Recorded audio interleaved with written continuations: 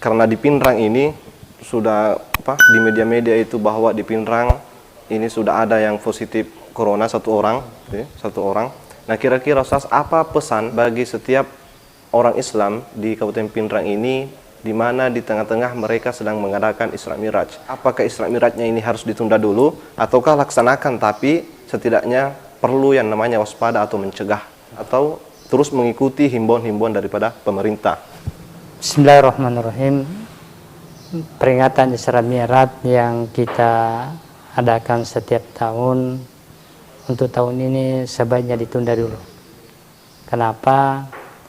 Karena ada penyampaian dari otoritas pemerintah bahwa terutama Kabupaten Pinrang sudah ada yang positif. Makanya sesuai dengan masukan daripada otoritas pemerintah ini, maka peringatan-peringatan keagamaan atau pelaksanaan keagamaan seperti majelis taklim, peringatan Isra Mi'raj, bahkan sholat Jumat dan sholat berjamaah ini kalau tadi Isra Mi'raj dengan pengajian itu bisa kita tunda sampai waktu yang tenang kembali, sudah stabil kembali, normal kembali. Begitu juga sholat berjamaah dengan sholat Jumat yang insya Allah tanggal 27 Maret 2020 sebaiknya dilaksanakan di rumah, diganti dengan sholat duhur. Ya, kenapa? Sesuai dengan kaidah usul fikih, ya, dalam kaidah usul fikih dikatakan bahwa darul mafasidi muqaddamu ala jalbil masalihi. Menolak mafsadat itu atau keburukan itu lebih utama daripada mendapatkan keberuntungan. Kita tahu bahwa salat berjamaah itu pahalanya 27 derajat. Kita juga tahu bahwa salat Jumat itu adalah kewajiban bagi seorang muslim.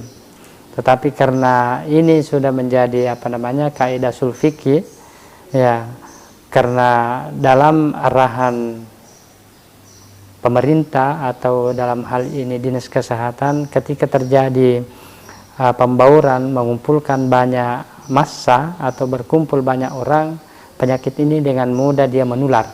Maka dengan kaidah fikih ini tadi mengutamakan menolak kemudaratan lebih utama daripada mendapatkan maslahat.